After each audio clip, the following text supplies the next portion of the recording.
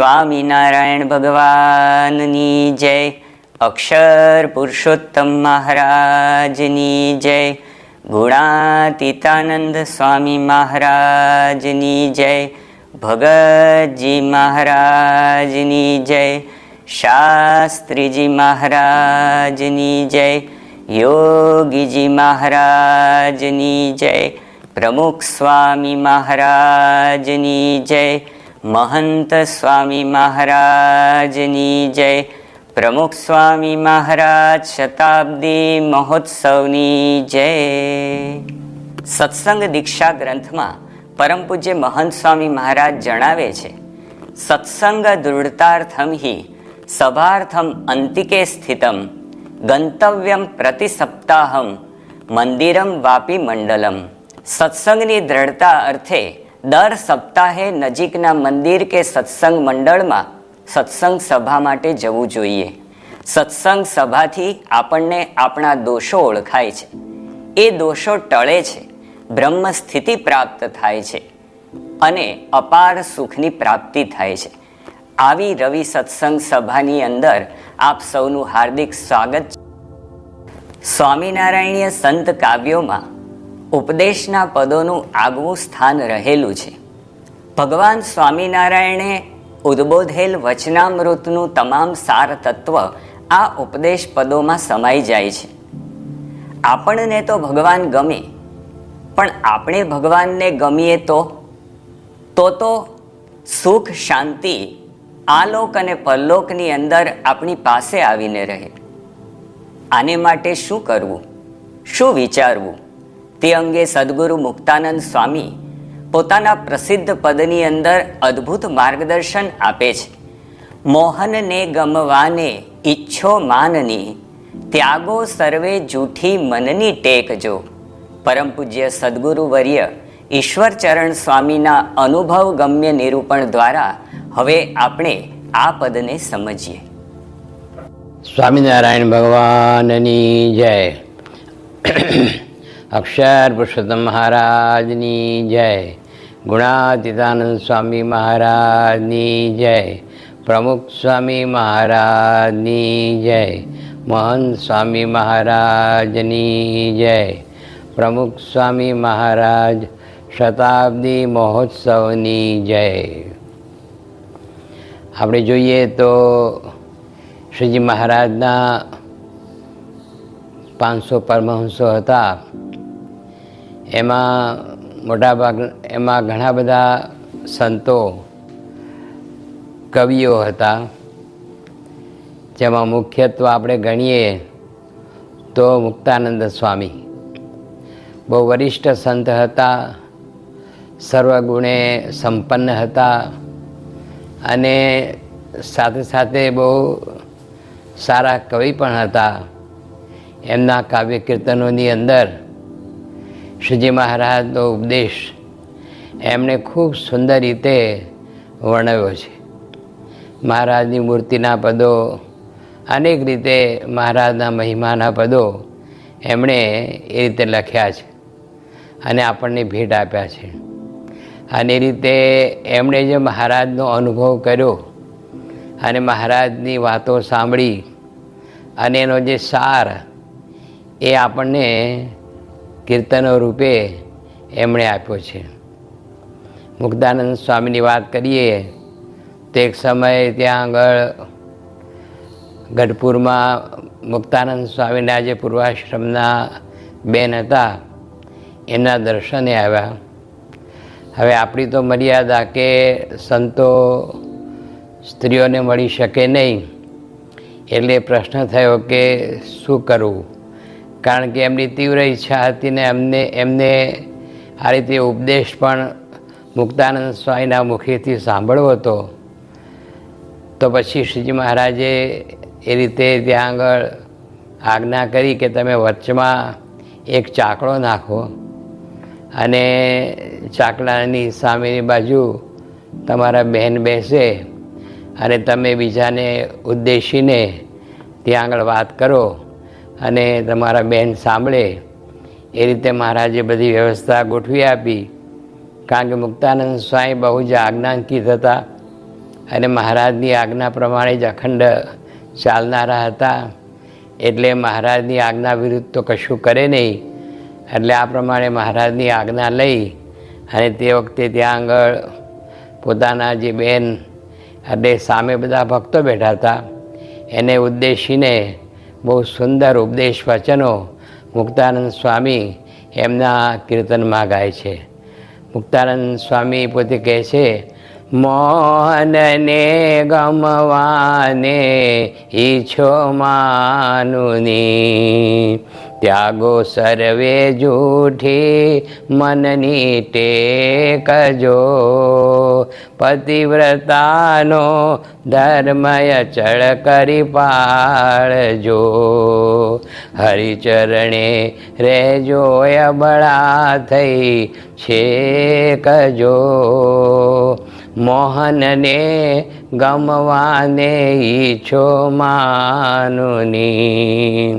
વળી એક વાત કહું છું અધિક વિવેકની, સાંભળ બેની તારા સુખને કાજજો, હરિજન સંગે રાખો પૂરણ પ્રીતડી, ત્યાગો મદ મત્સર જૂઠી કુળલા જજો, મોહનને ગમવાને ઈચ્છો માનુની.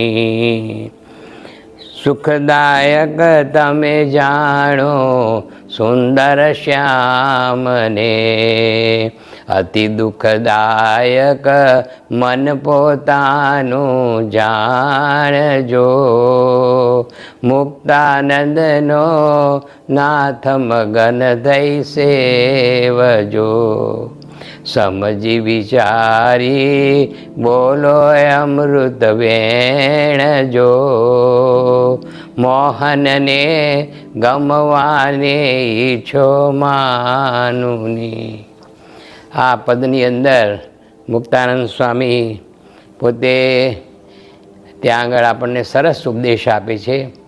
એક સાધક તરીકે આપણે આ સત્સંગમાં કેવી સમજણ રાખવી જોઈએ અને કેવી રીતે આપણે વર્તવું જોઈએ, જેથી કરીને દિન પ્રતિદિન આપણો સત્સંગની અંદર વિકાસ થાય, આપણી વૃદ્ધિ થાય અને ભગવાનને સંતને આપણે રાજી કરી શકીએ. પહેલી જ વાત કરે છે કે ત્યાગો સર્વે જૂઠી મનની ટેકજો. પોતાના બહેનને કહે છે કે જે મનની ટેક, આ મનની ટેક કેવું છે, આમ જોવા જઈએ તો મનને આપણે મિત્ર ગણીએ છીએ, પણ મન છે આપણું દુશ્મન છે.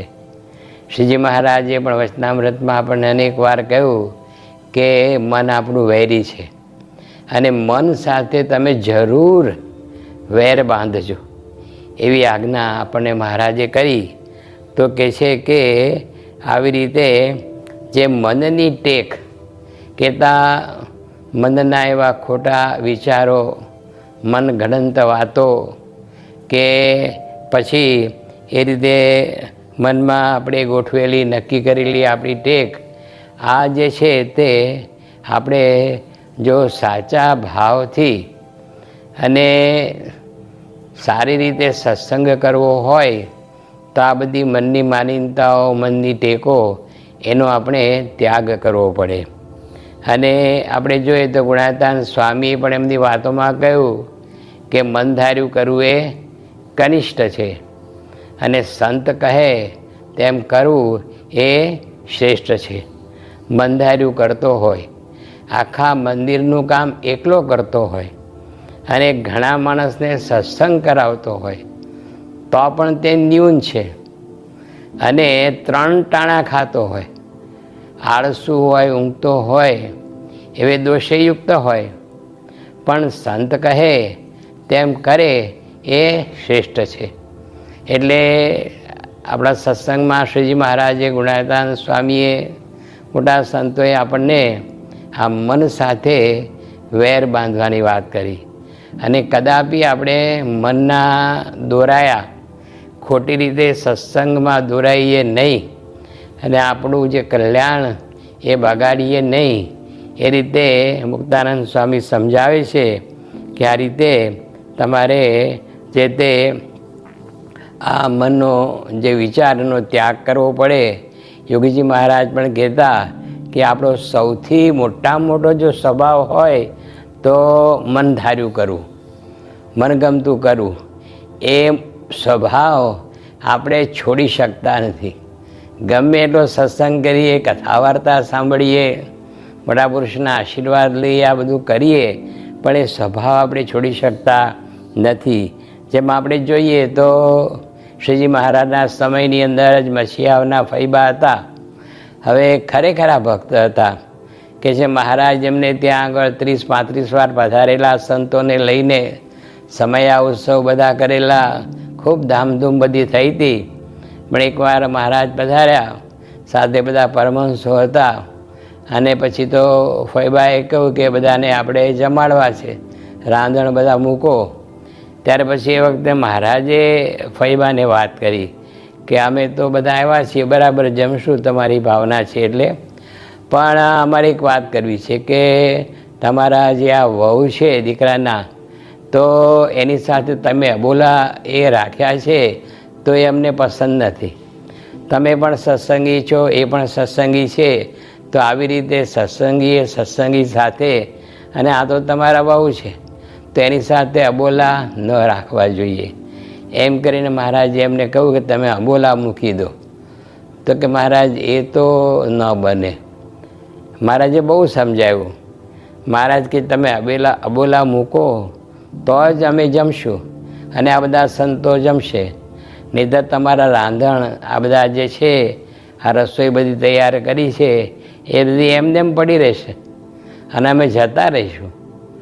અને તમે તો અત્યાર સુધી અમારી ઘણી આજ્ઞા પાડી છે, ઘણી રીતે અમને રાજી કર્યા છે, તો આ વખતે એકવાર આ વાત સાંભળો.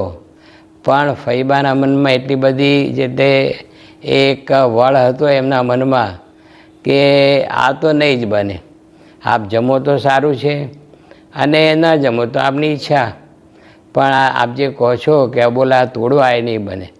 તો મહારાજ પરમહંસોને લઈને ત્યાંથી નીકળ્યા અને જમ્યા નહીં. અને પછી મહારાજ ક્યારેય મસીહાઓ પધાર્યા નહીં, અને કોઈ સંતો હરિભક્તો પણ જતા નથી. તો એવી રીતે આ હઠ જે છે, મનનું ધાર્યું કરવું, પોતાના મનમાં જે ગોઠવણી કરી. હવે મન તો દુષ્ટ છે, પાપી છે, એ અસુર છે. મન કંઈ આપણને ભગવાનને માર્ગે લઈ જવાનું નથી.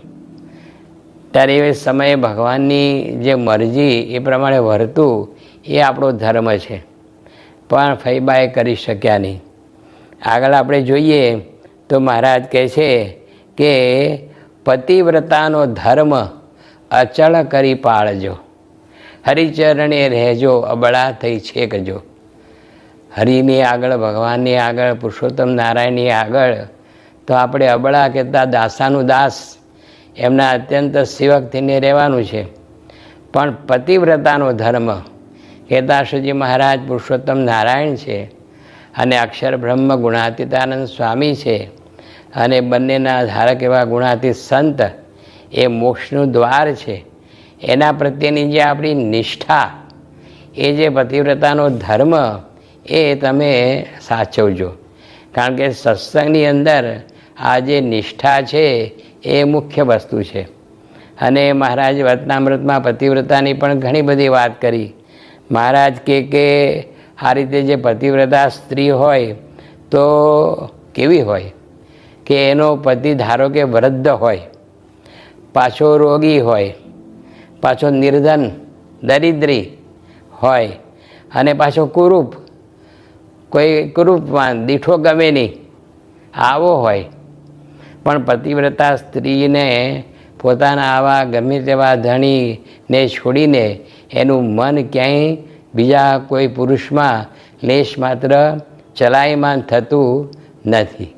મારે જે વાત કરી કે રાકની સ્ત્રી હોય, અત્યંત ગરીબ સ્ત્રી હોય, પણ જો એને મોટો રાજા હોય તો પણ એનું મન એમાં ચલાયમાન થાય નહીં. લેશ માત્ર પોતાના એ દરિદ્ર પતિને છોડીને રાજા પાસે જવાનું એને લેશ માત્ર મન ન થાય. વળી મહારાજે પણ વાત કરી કે આ રીતે પોતાના જે પતિ એને છોડીને બીજા જે પુરુષ હોય એની સાથે લેશ માત્ર પ્રીતિ થાય નહીં. એની સેવા કરે, પોતાના પતિના સંબંધી જાણીને, મિત્ર જાણીને એની સેવા શુશ્રૂષા જે છે એ પોતે કરે સ્વાભાવિકપણે, પણ એનું મન ક્યાંય ચલાયમાન નહીં. એને માટે તો પોતાનો પતિ ધણી એક જ, બીજું કોઈ નહીં. એમ આપણે માટે પણ શ્રીજી મહારાજ પુરુષોત્તમ નારાયણ, અક્ષર બ્રહ્મ ગુણાયતાન સ્વામી અને ગુણાતીત ગુરુ, આના સિવાય આપણું મન ક્યાંય જવું જોઈએ નહીં. આગળ મારા જે વાત કરી આપણે જોઈએ તો હનુમાનજી હતા એ ખરેખર રામ ભક્ત હતા. એમનું મન ક્યાંય ચલાયમાન થયું નહીં. તુલસીદાસજી પોતે રામ ભક્ત, પોતે વૃંદાવનમાં ગયા, ત્યાં ભગવાનની મૂર્તિ, અદ્ભુત દર્શન, પણ પોતે ત્યાં આગળ શું બોલ્યા કે આ રીતે તુલસીદાસજી પોતે કહે છે કે તુલસી મસ્તક જબ દમે, જબ ધનુષ્ય બાણ ગ્રહો હાથ. આ તુલસીદાસનું જે મસ્તક છે, માથું, એ આપને ક્યારે નમશે કે જો તમે આ રીતે હાથમાં તીર કામઠું બાણ અને એ રીતે ધનુષ્ય ધારણ કરો તો જ નમે. આપણે પાર્વતીની વાત પણ સાંભળીએ છીએ. એ પણ પોતે બોલ્યા કે વરુ શંભુ કે રહુ કુંવારી. જો ભગવાન શિવજી એ મારા ધણી ન થાય તો ભલે હું કુંવારી એ રીતે રહી જાઉં, પણ મારા પતિ તો એક શિવજી જ. અને આપણે જોઈએ તો વ્રજની ગોપીઓ, હવે બધી ગોપીઓ આમ લાગે સાધારણ અભણ અને આમ જાડી, બુદ્ધિની જાડી એ રીતે લાગે આપણને, પણ એ ગોપીઓ પણ ભગવાન વિશે એવું અસાધારણ પ્રેમ હતો, અસાધારણ પ્રીતિ હતી. તો ગોપીઓ પોતે કહે છે કે ભગવાનના ચરણારવિંદનો એકવાર સ્પર્શ કર્યો, એકવાર, તો આ સંસારના જે સુખ છે એ ઝેર થઈ ગયા છે. કેટલી અનહદ પ્રીતિ કહેવાય કે એક જ વાર ભગવાનના ચરણારવિંદનો સ્પર્શ અને આ જગતના સુખ બધા ઝેર જેવા થઈ ગયા છે. કહેતા ભગવાન સિવાય બધું ઝેર જ છે. ગમે તે આલોકના બધા પદાર્થો હોય, વૈભવ, સુખ, સમૃદ્ધિ, આ તે બધું તે, પણ ભગવાનની આગળ બધું ઝેર સમાન છે. તો આ જે છે તે પતિવ્રતાની ભક્તિ. તો આવી ભક્તિ કરવાની મુક્તાનંદ સ્વામીએ આજ્ઞા કરી. અને ત્યાં સુધી કહ્યું કે ઇન્દ્ર જેવો હોય. હવે ઇન્દ્ર તો કેટલો બધો શોભાયમાન અને અલૌકિક દિવ્ય લાગે, પણ એ પણ પતિવ્રતા જે સ્ત્રી છે એને માટે તો સળેલ કૂતરું અને વિષ્ટાની ઢગલી એવું કહી દીધું. લો, એટલે આ પતિવ્રતાની ભક્તિની મહારાજે અહીંયા આગળ મુક્તાનંદ સ્વામીએ એ રીતે પ્રશંસા કરી અને એ પ્રકારની ભક્તિ મહારાજને વિશે એ રાખવાનું કહ્યું. અને કહ્યું કે હરિચરણે રહેજો, અબળા થઈ છેકજો. અબળા એટલે આપણેની આગળ કંઈ નથી, અત્યંત નિરાધાર. એ જ સર્વશક્તિમાન છે, એ જ આપણા ઈષ્ટદેવ છે, એ જ આપણા મોક્ષના દાતા છે. એ પ્રકારનો જે ભાવ છે એ વાત કરી. સાથે આપણે જોઈએ તો મુક્તાનંદ સ્વામીએ એ રીતે આગળ વાત કરી કે વળી એક વાત કહું છું અધિક વિવેકની, સાંભળ બેની તારા સુખને કાજજો. અને એ એકદમ અધિક વિવેક, સામાન્ય વિવેક નહીં પણ બહુ સૂક્ષ્મ વિવેક, એ કહું છું તમને તમારા સુખને માટે. એ શું કહે છે કે હરિજન સંગે રાખો પૂર્ણ પ્રીતડી. ભગવાનને, ભગવાનના જે ભક્ત છે, ભગવાનના બધા સંતો, હરિભક્તો, હજારો લાખો બધા મનુષ્યો જે ભગવાનના આશ્રિત છે એના પ્રત્યે પૂર્ણ પ્રીતડી, પૂર્ણ શબ્દ વાપર્યો. પ્રીતડી ખરી પણ સામાન્યની પણ પૂર્ણ, અત્યધિક જે પ્રીત એ તમે રાખજો. કહેતા એ અતિ અધિક પ્રીત એટલે કોઈનો અભાવ નહીં, અવગુણ નહીં, રાગ નહીં, દ્વેષ નહીં, અને બધાના પ્રત્યે એવો સદભાવ, બધાના પ્રત્યે એવો પ્રેમ ભાવ, અને બધાયનો મહિમા બધા એના પ્રત્યે સુહૃદ ભાવ એ તમે રાખજો, એ વાત કરી.